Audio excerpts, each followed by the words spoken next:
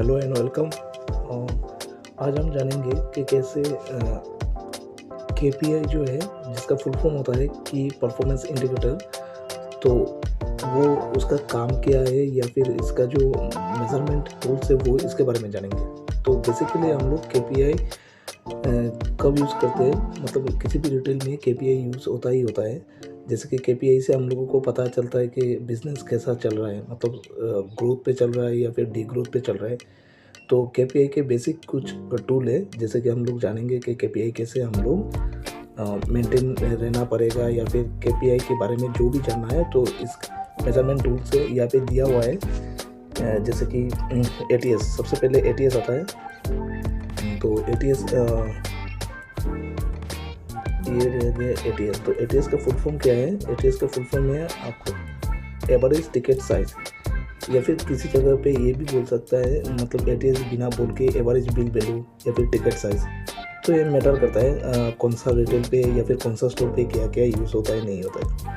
तो second thing आ गया, तो एटीएस हम लोग कैसे निकालेंगे उसका भी फॉर्मूला है, नीचे दिया हुआ है। तो एटीएस का फॉर्मूला है हम लोग जैसे कि टोटल सेल, एक दिन का या फिर एक मंथ का या फिर जो भी मान लो टोटल सेल है, तो टोटल सेल डिवाइडेड करेंगे हम लोग किससे? नंबर ऑफ बिल से।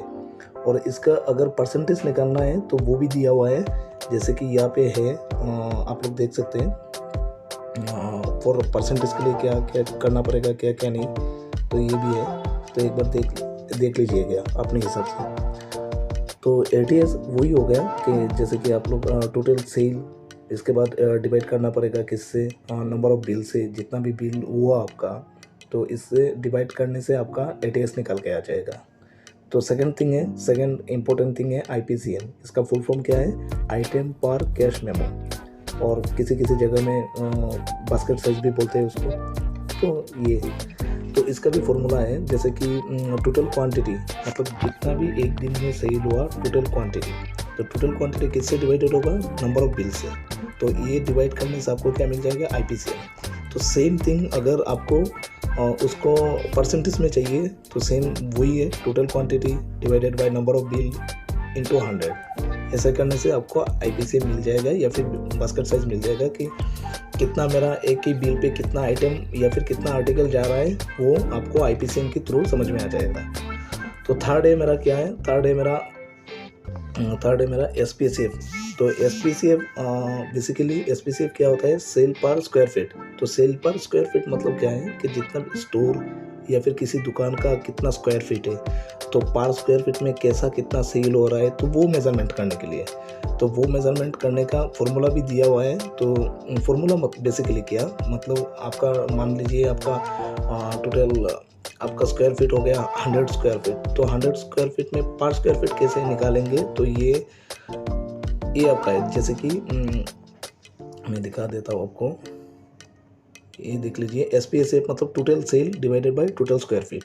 तो इससे करने से आपको पर स्क्वायर फीट कितना सेल हो रहा है एक दिन में या एक महीने में, तो आप ये निकाल सकते हैं। तो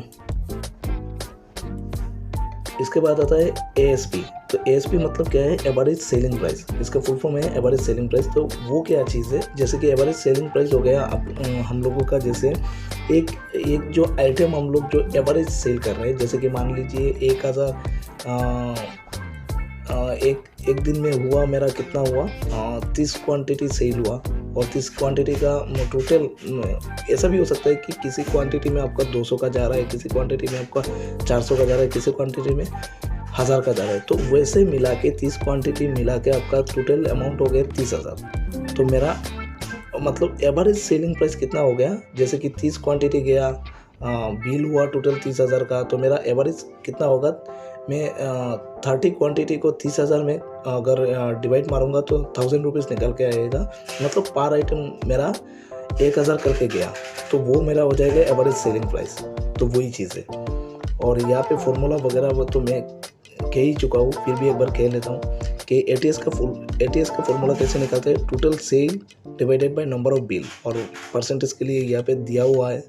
तो एक बार आप लोग देख लीजिए कि परसेंटेज के लिए क्या क्या करना पड़ता है यहाँ पे, ये एक बार देख लीजिए। एटीएस का ये है। सेकंड थिंग है आईपीसीएम। तो आईपीसीएम का भी सेम थिंग है, मैं पहले भी बोल चुका हूँ, तो एक बार दिखा देता हूँ यहाँ पे। ये IPCM का है। और कन्वर्शन, तो कन्वर्शन के बारे में मैं बताया नहीं था पिछले बार। तो कन्वर्शन वही है कि कितना टोटल मेरा कस्टमर मेरे स्टोर पे, मेरा दुकान पे एंट्री किया और कितनों ने मतलब चीज़ को लिया या फिर बिलिंग करवाया। तो वो चीज़ निकाल के आते हैं कन्वर्शन के थ्रू। जैसे कि मेरा 100 कस्टमर मेरा एंट्री किया और 100 में से 20 लोगों ने लिया, तो मतलब मेरा कन्वर्शन रेट कितना हो जाएगा, सिर्फ 20%। तो ये भी एक मेजरमेंट टूल है KPI का। और बाकी SPSS और ASP का तो मैं बोल ही चुका हूँ। तो वही है KPI के बेसिक टूल्स।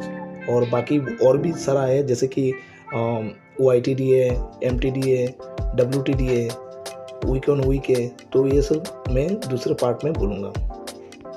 फिलहाल के लिए इतना ही। Thank you for watching.